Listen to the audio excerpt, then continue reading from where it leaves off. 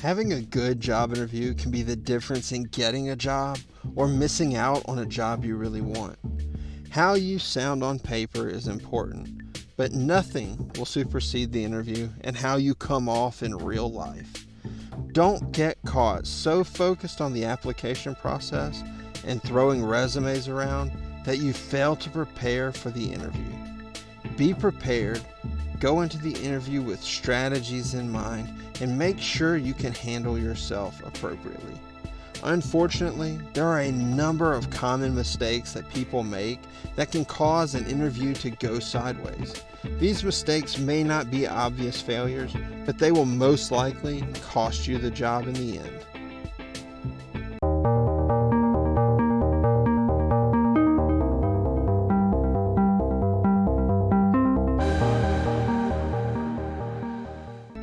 So what are these mistakes? Number one, showing up late.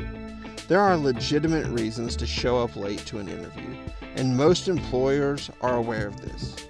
However, these are rare occurrences, and employers will treat them that way. What this means is that excuses have to be legit, and they have to make sense, or they will assume you just showed up late out of lack of preparedness. Now, this may not be fair because arrival times can be out of our hands at times.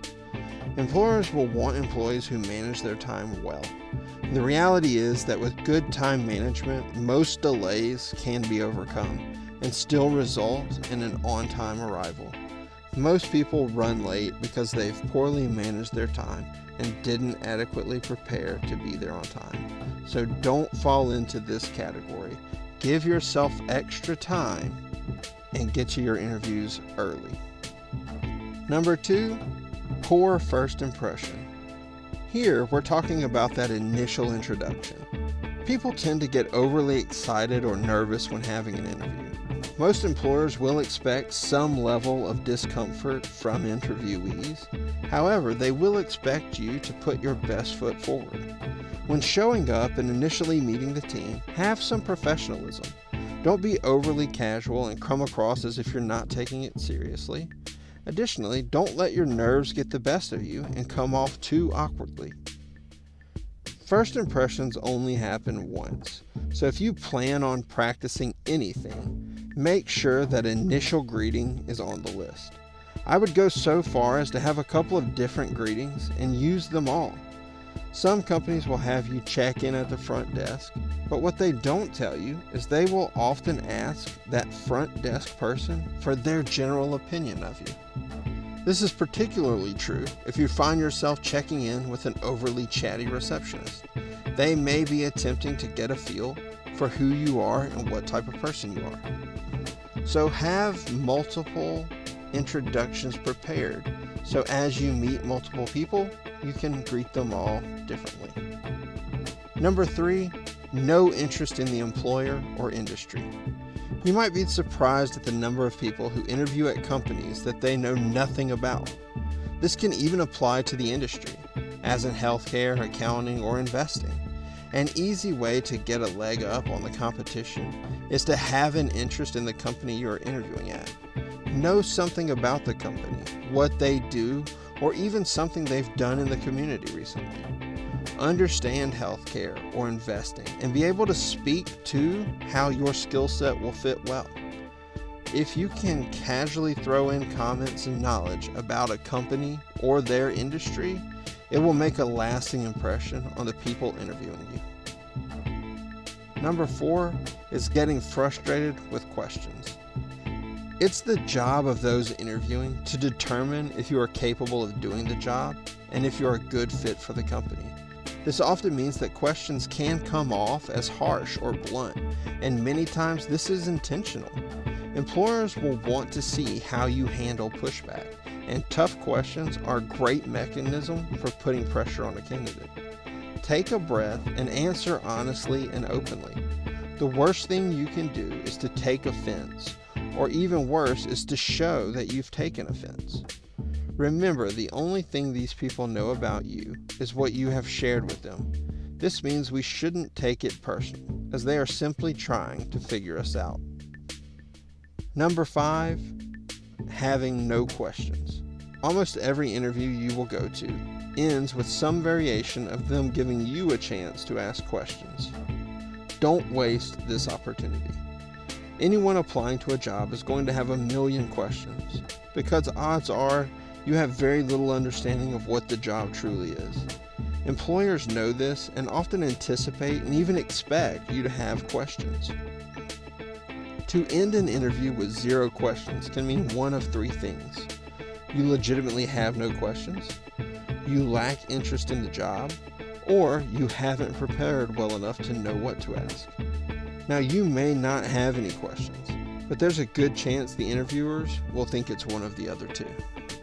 So always come prepared with questions and make sure they aren't obvious, easy questions that you should already know. Number 6, bad-mouthing previous employers. If you are leaving one job to go to another, be mindful of the amount of bad-mouthing you engage in. It is important to express frustrations and concerns that have caused you to leave, but excessive amounts will turn employers off. There's a good chance they have dealt with and are dealing with frustrated employees themselves. They don't want to bring someone else in who is going on and on about how much they hate their current job. So be specific, but also mutual in your discussions. What that means is to have specific reasons why you are leaving, but also make your statements about mutual parting of ways. Rather than saying I quit because I hated the way my boss treated me, say the management style there became a point of frustration and I've decided to look for other opportunities that better suit my career path. Then be prepared to speak to what it would be that would suit your career path. Number 7, not dressing appropriately. It's a good rule of thumb to always dress better than you might think. Odds are if you are overdressed, the interviewers will chalk it up to the interview process and your desire to get the job. If you underdress, then they will assume you don't care or you're not prepared. Try to figure out what the daily attire is and dress better than that. If you can't find out what the attire is, then just dress up nice. Never show up to a job interview underdressed. Much like the initial greeting, you will only get one first impression, and it should scream, I want this job. Number 8, not knowing the language. One pro tip that I believe everyone should focus on in the job interview is to figure out the language of the job.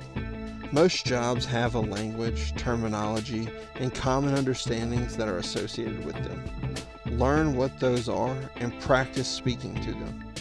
If you are going into an interview for a data analyst, you should understand terminology associated with auditing, reports, metrics, dashboards, and various Excel functions. If you are interviewing for a job as a sales representative, you should understand upselling, commissions, sales pitches, and repeat customers. Talking the language of the people interviewing you can take the edge off and make the entire interview process easier because they will feel like they are discussing shop with another insider.